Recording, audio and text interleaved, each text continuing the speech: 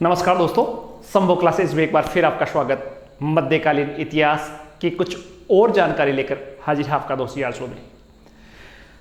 इससे पहले वाली क्लास की थोड़ी सी हम चर्चा कर ले। पहले वाली क्लास में हमने तुगलक वंश का प्रारंभ देखा था और गयासुद्दीन तुगलक के 5 सालों का जो कार्यकाल था 1320 से लेकर 1325 तक, उसको हमने पढ़ा। सिंपल बातें उनकी सुनी। गयासुद्दीन तुगलक की 1325 में मृत्यु या यूं कहे वध हो गया था। उसमें कन्फ्यूजन है कि वो एक लकड़ी का महल बनाया गया था, उसमें दबने से उसकी मृत्यु हो गई थी और एक नए शासक बने जिनका नाम था मोहम्मद बिन तुगलक। आज की क्लास में इसी मोहम्मद बिन तुगलक की हम चर्चाएं करेंगे। मोहम्मद बिन तुगलक एक ऐसा व्यक्ति जो सबसे विद्वान व्यक्ति था। गयासुद्दीन तुगलक ने मोहम्मद बिन तुगलक की शिक्षा दीक्षा का बड़ा ध्यान रखा था, बहुत शिक्षा दिलाई, बहुत भाषाओं के जानकार थे, संगीत, साहित्य, गणित, इन सब विषयों का उनको अच्छा नॉलेज था और एक अच्छे विद्वान थे। लेकिन जब इनके कार्यों की हम चर्चा करेंगे तो ये विद्वान होने के साथ साथ एक असफल शासक भी आपको देखने को मिलेंगे। तो कई विद्वान जो है इनको पागल या मूर्ख शासक भी कहते हैं। तो ऐसे क्या गुण थे कि एक विद्वान को दूसरे विद्वान मूर्ख भी कहते हैं? कौन कौन से उसके कार्य बड़े अजीबोगरीब थे, तो उन्हीं कार्यों की चर्चा करेंगे और डिटेल से आराम से मोहम्मद बिन तुगलक के इतिहास की जानकारी प्राप्त करेंगे। सभी परीक्षाओं के लिए महत्वपूर्ण है। ध्यान से सुनना, ध्यान से समझेंगे गयासुद्दीन तुगलक के बाद में मोहम्मद बिन तुगलक का जो कार्यकाल है वो कैसा रहा। देखो, गयासुद्दीन तुगलक की मृत्यु 1325 में हुई, तो 1325 से लेकर 1351 का बहुत लंबा समय 26 साल तक भारत में दिल्ली सल्तनत में या सल्तनत काल का एक महत्वपूर्ण शासक ने शासन किया 26 साल, और वो शासक थे मोहम्मद बिन तुगलक। सबसे पहले मोहम्मद बिन तुगलक का जो इतिहास जानेंगे तो उसके दो मुख्य स्रोत हैं। दो मुख्य स्रोतों से हमें मोहम्मद बिन तुगलक की जानकारी मिलती है। दो स्रोत कौन कौन से हैं? पहले है जियाउद्दीन बर्नी, एक विद्वान थे, इन्होंने तारीख फिरोजशाही लिखी और इसी तारीख फिरोजशाही में मोहम्मद बिन तुगलक के बारे में काफी कुछ जानकारियां मिलती है। दूसरे थे इब्न बतूता, मोरक्को के एक निवासी थे जिन्होंने मोहम्मद बिन तुगलक के समय, ध्यान से एक एक शब्द को सुनना, मोहम्मद बिन तुगलक के समय ये इब्न बतूता है वो अफ्रीका महाद्वीप के मोरक्को से भारत आया था। मोहम्मद बिन तुगलक ने उसे दिल्ली का काजी नियुक्त किया था और उसके बाद में इसी इब्न बतूता को चीन में अपना राजदूत बनाकर भेजा था, दूत बनाकर भेजा था।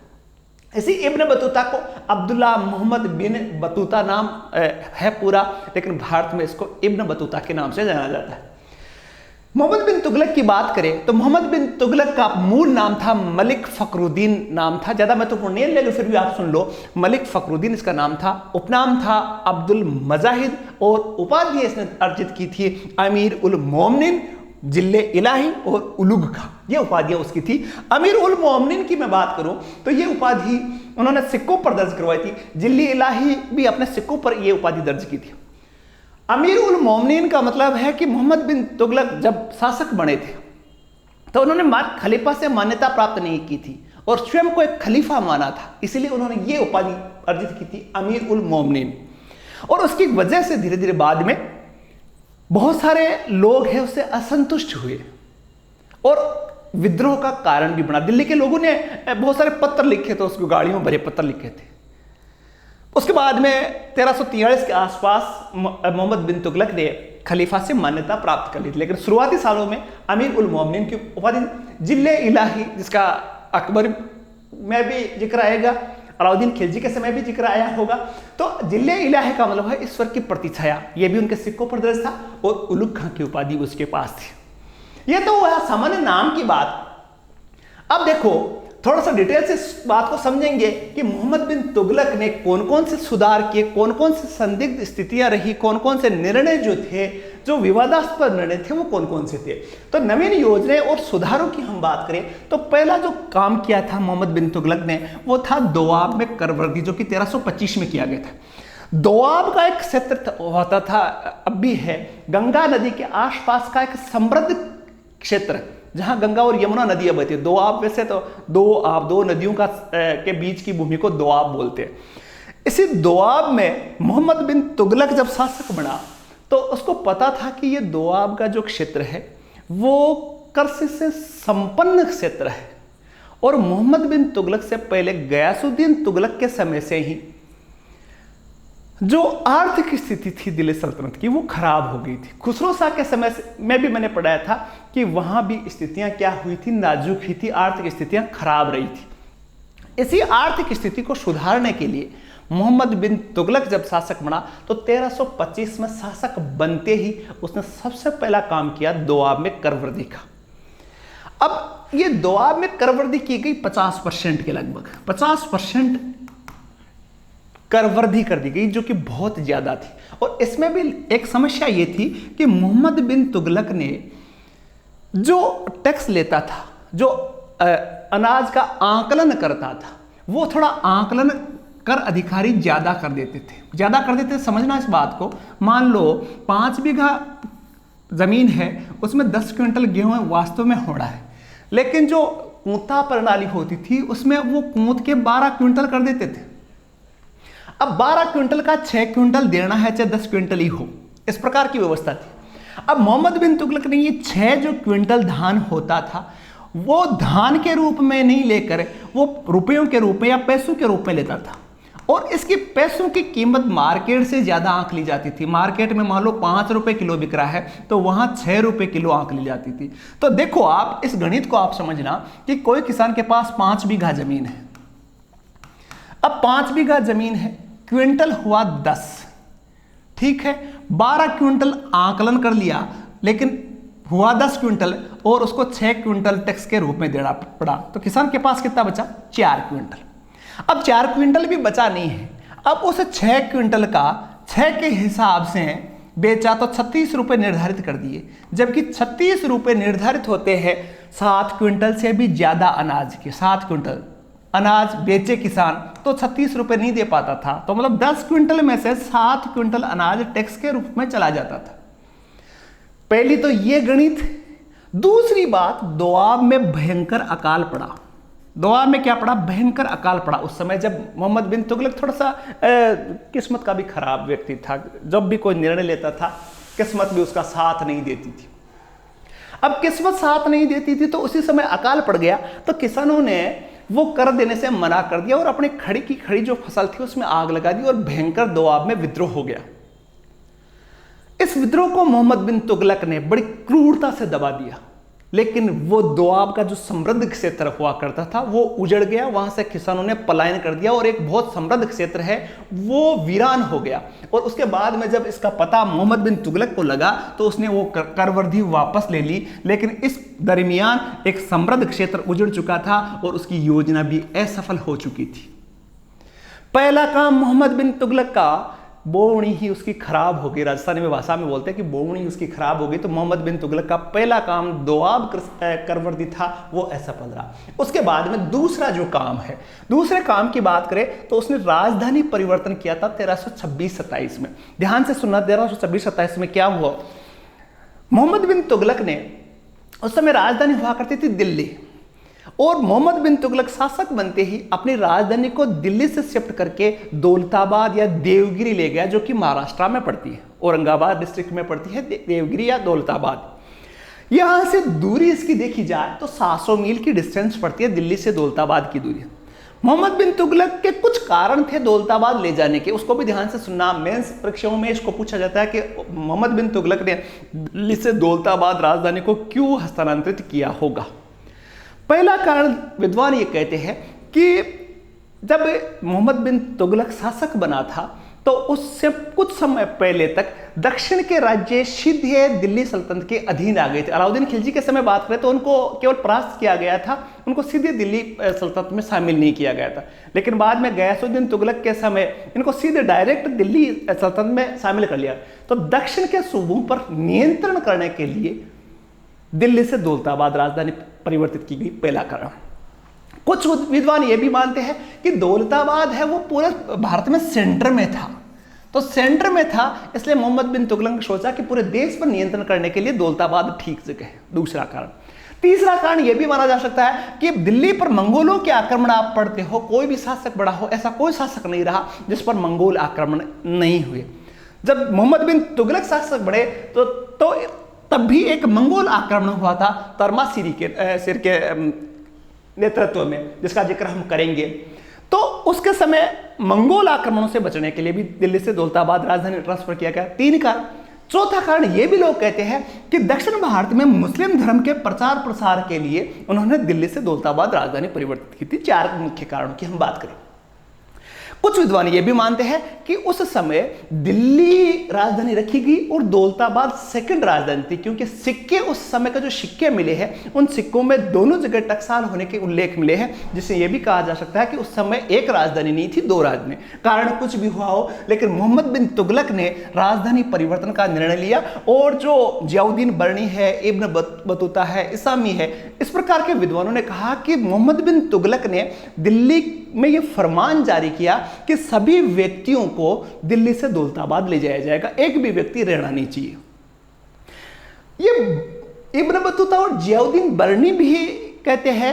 एक इसामी एक विद्वान हुआ करते थे, इसामी, जिसका नाम याद रखना। इसामी ने कहा, इसामी और ये इब्न बतूता दोनों विद्वानों ने कहा कि एक कारण बताया था, ये थोड़ा सा हजम होने वाला नहीं। इब्न बतूता ने कहा कि मोहम्मद बिन तुगलक ने जो राजधानी परिवर्तन का निर्णय लिया था वो इसलिए लिया था कि दिल्ली के लोगों के मन में मोहम्मद बिन तुगलक के प्रति नफरत थी और मोहम्मद बिन तुगलक को वो गालियों भरे लेटर डालते थे। भाग के मोहम्मद बिन तुगलक के किले पर या मोहम्मद बिन तुगलक जहां रहते थे वहां लेटर भेजते थे और लेटर जब मोहम्मद बिन तुगलक पढ़ते थे तो उसमें केवल गालियां मिलती थी।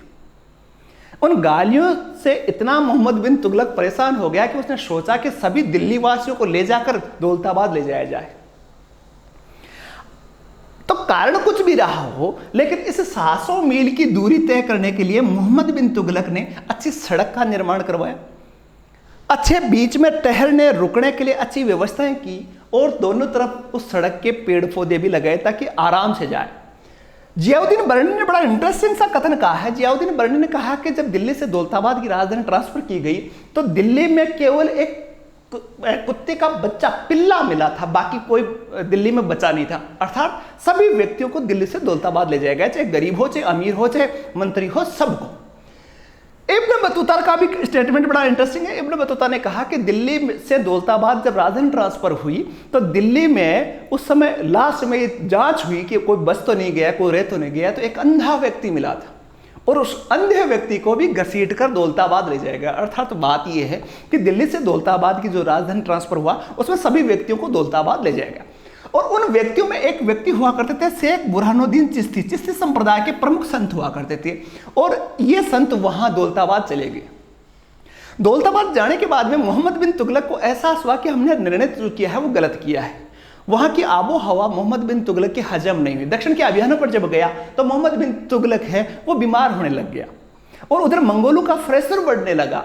तो बाद में वापस दिल्ली को राजधानी बनाने का निर्णय लिया और 1335 में वापस दौलताबाद से दिल्ली राजधानी बनाया गया और वापस सारे के सारे जो भीड़ थी उसको वापस उठा के दिल्ली लाया गया। और इस आपाधापी में जो राजकोष पहले से ही नुकसान में चल रहा था, राजकोष खाली हो चुका था, उस पर अतिरिक्त भार पड़ा। मैं कह रहा था कि शेख बुरहानुद्दीन चिश्ती भी उस समय थे। ये शेख बुरहानुद्दीन चिश्ती वहां दौलताबाद में रह गए और दक्षिण भारत में चिश्ती सिलसिले का प्रारंभ ये शेख बुरहानुद्दीन चिश्ती को जाता। दक्षिण भारत में जो चिश्ती सिलसिला है तो उसके प्रसारक या संस्थापक कह सकते हो शेख बुरहानुद्दीन चिश्ती है। तो देखो दोआब करवर्दी की बात करें वो असफल रही। दिल्ली से दौलताबाद की राजधानी ट्रांसफर का मामला था वो असफल रहा। फिर मोहम्मद बिन तुगलक बड़े विद्वान आदमी। तो तीसरी बात हम कर लेते हैं। तीसरी बात है सांकेतिक मुद्रा का प्रचार। सांकेतिक मुद्रा की कहानी क्या है, देखो ध्यान से समझना कि वर्तमान में जैसे 500 का नोट चलता है, उस 500 के नोट की कीमत होती है, कागज की कीमत होती है 5-7 रुपए। लेकिन उस समय मोहम्मद बिन तुगलक से पहले जितने भी सोने चांदी के सिक्के चलते थे उसकी उतनी कीमत होती थी जितने की धातु होता था। मतलब मान लो 500 रुपए की 500 रुपए का सोना है तो जो सिक्का होता था वो 500 रुपए की कीमत का सोना उसमें डाला जाता था और वही सिक्का बनता था। अब मोहम्मद बिन तुगलक पहले एकदम फकीर हो चुके थे, राजकोष खाली हो चुका था, तो उसके दिमाग में आया कि यार क्यों ना सांकेतिक मुद्रा चला दी जाए, क्योंकि उस समय वर्ल्ड में 2 देशों ने इस पर प्रयोग किया था। एक थे चीन के कुबलाई खां जिसने एक मुद्रा चलाई थी चाओ और चीन में काफी पॉपुलर हुई थी, और एक ईरान के शासक थे गोखाथू खां। ये गुखातु खान ने भी सांकेतिक मुद्रा चलाई, लेकिन ये असफल रही, मतलब चांस उसके सामने 50-50 कहते हैं। चीन वाला एग्जाम्पल देखे सफल था, ईरान वाला मैटर देखे असफल था, लेकिन मोहम्मद बिन तुगलक के पास कोई जरिया नहीं था, क्योंकि उस समय कुछ विद्वान मानते हैं कि उस समय वर्ल्ड लेवल पर चांदी खत्म सी हो गई थी, चांदी की बड़ी किल्लत थी, चांदी का उत्पादन नहीं हुआ था उन सालों में। तो मोहम्मद बिन तुगलक ने एक सांकेतिक मुद्रा चलाई और वो तांबे के सिक्के के रूप में चलाई, और ये तांबे के सिक्कों की कीमत चांदी के सिक्कों के बराबर कर दी। समझना इस कॉन्सेप्ट को।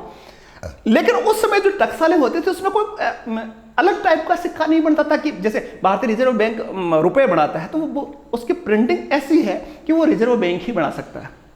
लेकिन उस समय टकसालें ऐसी नहीं होती थी, कोई भी सोना लेके जाओ सेठ जी के पास मशीनें होती थी छोटी मोटी, उसका आप सिक्के बना लो, चल जाता था। मोहम्मद बिन तुगलक ने जब ये आदेश जारी किया कि अब है तांबे के सिक्के भी चांदी के सिक्कों के बराबर होगा, और हम टैक्स के रूप में तांबे के सिक्के ले लेंगे चांदी के सिक्कों के बराबर, और व्यापार भी तांबे के सिक्कों में होगा, यह आदेश जारी किया। अब भारत वालों के तो बल्ले बल्ले हो गए। भारत के लोग बड़े होशियार होते हैं, होशियार किस बात में, किसी चीज का काट निकालने में होशियार है। और बिजली का मीटर भी लगा देना, कितने विद्युत विभाग अलग अलग प्रकार के मीटर लगा रही है, लेकिन चोर है कि वो उनसे भी आगे बढ़ते। पुलिस जितने सिस्टम बनाती है उससे ज्यादा चोर आगे निकल जाते हैं इंडिया में। और हुआ भी ये, जब मोहम्मद बिन तुगलक ने सांकेतिक मुद्रा का प्रारंभ किया तो भारत में देखना, भारत में हर घर में लोगों ने अपने तांबे के बर्तन पिघला पिघला के सिक्के बनाना चालू कर दिया। घर घर में फैक्ट्रियां लग गई सिक्कों की, रात भर सिक्के बनाना चालू कर दिया, और जो अपने पास चांदी के जो पहले से सिक्के चल रहे थे उनको इकट्ठा किया और जमीन में गाड़ के छुपा दिया, और तांबे के सिक्कों की फैक्ट्रियां घर घर में लग गई, रात भर तांबे के सिक्के बनते थे। अब यह हुआ ये कि जो लोग थे वो सामान खरीदने जाते तो तांबे के सिक्के लेके जाते, टैक्स भरने जाते तो तांबे के सिक्के लेके जाते। लेकिन विदेशी व्यापारियों ने जब भारत की स्थिति देखी तो उन्होंने व्यापार करना बंद कर दिया, क्योंकि विदेशी व्यापारी जब यहाँ सामान बेचने आते थे तो यहाँ के लोग भरकट्टा के और सामान तांबे का लेकर सिक्के पहुंच जाते थे कि सामान तो चांदी के बराबर, तो उन्होंने व्यापार बंद कर दिया। मोहम्मद बिन तुगलक को पता चला कि यार ये तो लोग हैं वो सो ही नहीं रहे रात को और सारे तांबे के बर्तनों को पिघला पिघला के सिक्के बना रहे, तो उसने योजना को बंद कर दिया कि यार ये तो नहीं चलेगा काम। और मोहम्मद बिन तुगलक ने आदेश दिया कि हमारे सरकारी टकसाल ने भी तांबे के सिक्के बनाए हैं चांदी के बराबर, तो जो भी लोग, जिन लोगों के पास ये तांबे के सिक्के गए हैं वो वापस राजकोष में जमा करा दो और चांदी के सिक्के ले लो। फिर वहां भीड़ हो गई तांबे के सिक्के लेकर कि ये भी आपने जारी किया, लो आप तांबे के सिक्के लो और हमें चांदी के सिक्के दो। तो लोगों की लाइनें, जैसे नोटबंदी के समय लाइनें लगी थी वैसी की वैसी लाइनें वहां लग गई, और जो थोड़ा बहुत चांदी के सिक्के राजकोष में थे वो लोगों को देने पड़े और वहां इकट्ठा हो गई केवल और केवल तांबे का ढेर। ये थी सांकेतिक मुद्रा। 1328 से 30 तक ये चला था और ये टोटली असफल रहा, और इसके बाद में जो अर्थव्यवस्था थी वो पटरी से बिल्कुल उतर चुकी थी। यूं कह सकते हैं कि मोहम्मद बिन तुगलक का ये काम साहसिक था, लेकिन इसका इंप्लीमेंट जो है वो ढंग से नहीं कर पाया, और ये पूरी तरह फ्लॉप रही योजना। देखो, और मोहम्मद बिन तुगलक के देखे तो उन्होंने एक योजना बनाई, खुरासन अभियान। खुरासन अभियान को पढ़ने से पहले आप देखो एक चीज और देखना, एक चीज मैं आपको और समझाऊंगा कि जो मोहम्मद बिन कासिम थे उनके समय 1326-27 में एक मंगोल आक्रमण हुआ था, और मंगोल आक्रमण एकमात्र आक्रमण हुआ था जिसका नेतृत्व मंगोल आक्रमणकारी थे अलाउद्दीन तर्माशिरीन। ये नाम याद रखना, अलाउद्दीन तर्माशिरीन के नेतृत्व में आक्रमण हुआ, जिसको मोहम्मद बिन तुगलक ने कुछ पैसे देकर संतुष्ट कर लिया था, और बाद में तर्माशिरीन दोस्त बन गया था। तर्माशिरीन और मोहम्मद बिन तुगलक जब साथ में बैठते थे तो उन्होंने कहा कि तर्माशिरीन ने मोहम्मद बिन तुगलक को समझाया कि आप देखो, मध्य एशिया में एक जगह पड़ती है खुरासान, और उस समय उसकी राजनीतिक व्यवस्था ठीक नहीं थी खुरासान की। तो तर्माशिरीन ने मोहम्मद बिन तुगलक को कहा कि मैं मोहम्मद बिन तुगलक एमबीटी और ईरान के शाह को मिलाकर यदि आक्रमण किया जाए खुरासान पर, तो खुरासान पर विजय प्राप्त की जा सकती है।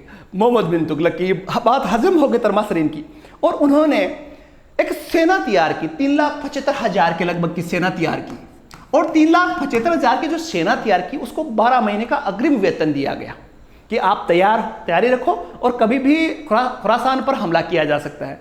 बड़ी सेना तैयार हो गई। सेना तैयार होने के बाद में जब पूरी तरह हमले का टाइम आया, उससे पहले खुरासान की राजनीतिक स्थिति ठीक हो गई थी। अब मोहम्मद बिन तुगलक को पता था कि उस हमले का कोई रिजल्ट नहीं आना, हार निश्चित है, तो इसने इस योजना को त्याग दिया और 3,75,000 जो सैनिक थे वो सेना बर्खास्त हो गई। इसका 2 रिजल्ट आए। एक तो सेना में जो लोग लगे थे, जब उनको सेना से निकाला गया तो उसमें विद्रोह की भावना बढ़ गई।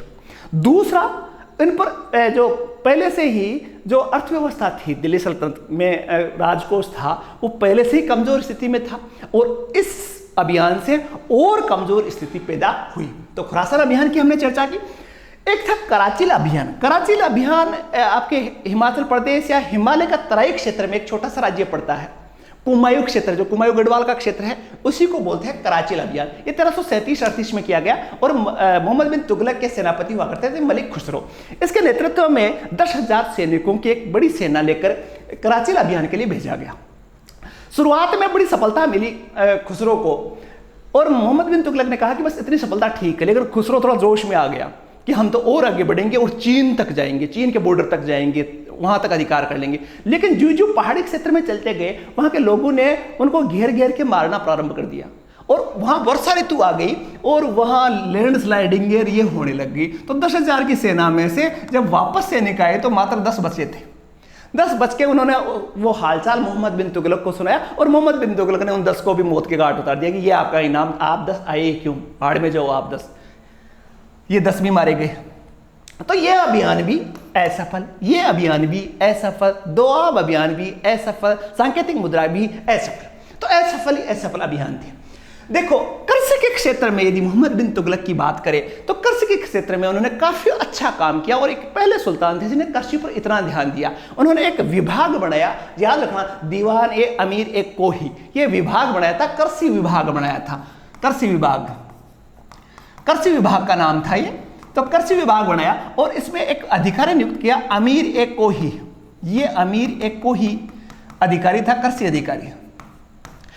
इसकी जिम्मेदारी दी गई कि आप पूरे कर्सी क्षेत्र में है, दोआब में तो हमने बैंड बजा दिया है, लेकिन बाकी भारत में है, कर्सी क्षेत्र में सुधार करो, नहीं तो हमारा सारे अभियान है, खुरासान अभियान मान लो, कराचिल अभियान मान लो, सांकेतिक मुद्रा सब बैंड बज गए। यदि कर्सी में सुधार नहीं किया गया तो देश की स्थिति और खराब हो जाएगी। तो कर्सी क्षेत्र में सुधार किया गया और कर्सी क्षेत्र में उनका एक और अच्छा काम था कि फसलों को बदल बदल कर बोने का फरमान जारी हुआ। फसलों को बदल बदल कर बोना, जैसे कहते हैं ना कि जैसे चने बीजे है तो अगले साल सरसों बीजनी है, सरसों अगले साल बीजी है तो अगले साल गेहूं बीजना है। मतलब आपको बदल बदल के खेती करनी चाहिए। ये एक साइंटिफिक तरीका था।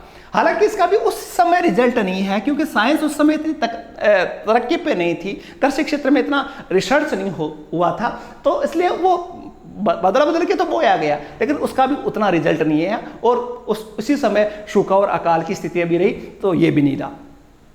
दूसरी बात, उसने अकाल राहत कार्य भी किए, अकाल संहिता बढ़ाई थी, ये याद रखना, अकाल संहिता। अकाल राहत कामों के लिए दिल्ली के आसपास उसने अकाल राहत कार्य करवाए। बहुत सारा एक कैंप आयोजित करवाया जहां अकाल से पीड़ित लोगों को रहने की व्यवस्था की गई और अकाल में कैसे काम करना है इसके लिए एक नियम बनाए और वो इसी को बोलते हैं अकाल संहिता। तो ये काम उसका बढ़िया था कृषि क्षेत्र में विस्तार का। और आगे देखिए बात, तो मंगोल आक्रमण हुआ जिसकी हमने चर्चा की थी, तरमासरीन के नेतृत्व में आक्रमण हुआ था। राजस्थान में भी मोहम्मद बिन तुगलक का आक्रमण हुआ था और उस समय मेवाड़ पर आक्रमण हुआ और मेवाड़ के शासक थे हम्मीर, जिसके बारे में राजस्थान जीके में आपने पढ़ा है। मेवाड़ के उद्धारक थे, सिसोदिया वंश के संस्थापक थे, उनके साथ सिंगोली का युद्ध हुआ था। इस युद्ध के ज्यादा परिणाम देखने को नहीं मिलते, लेकिन इसके बाद में राजस्थान पर इसका कोई अभियान नहीं हुआ, तो देखा जा सकता है हम्मीर से उसकी पराजय हुई है। सिंगोली का युद्ध हुआ था, ये याद रखना, राजस्थान हिस्ट्री में हम थोड़ी डिटेल से पढ़ेंगे। कुछ अन्य महत्वपूर्ण बातें करें हम मोहम्मद बिन तुगलक की। मोहम्मद बिन तुगलक के समय बहुत विद्रोह है, लेकिन इन्हीं विद्रोहों का एक रिजल्ट आया कि इसके बाद में बहमनी साम्राज्य की स्थापना हुई थी मोहम्मद बिन तुगलक के समय। एक व्यक्ति हुआ करते थे हसन गंगू, याद रखना, हसन गंगू ने ही बाद में अलाउद्दीन बहमन शाह की उपाधि धारण की और एक राज्य का निर्माण किया जिसे बहमनी साम्राज्य कहा जाता है। पहली बात। दूसरी बात है, सल्तनत काल का यह प्रथम शासक था मोहम्मद बिन तुगलक जो मोइनुद्दीन चिश्ती की दरगाह अजमेर में पहली बार आया था। तीसरी बात करें तो अकाल संहिता इसने बढ़वाई थी और इन्होंने जैन विद्वान थे, जैन प्रभात सूरी, इनसे गुजरात में उन्होंने मुलाकात की थी और बहुत सारे गांव दान में दिए थे। तो ये हिंदुओं का भी सम्मान करता था, जैन विद्वानों का भी सम्मान करता था और उन पर दार्शनिक चर्चाएं वो करता था। जैन प्रभात सूरी के समय थे मोहम्मद बिन तुगलक के समय।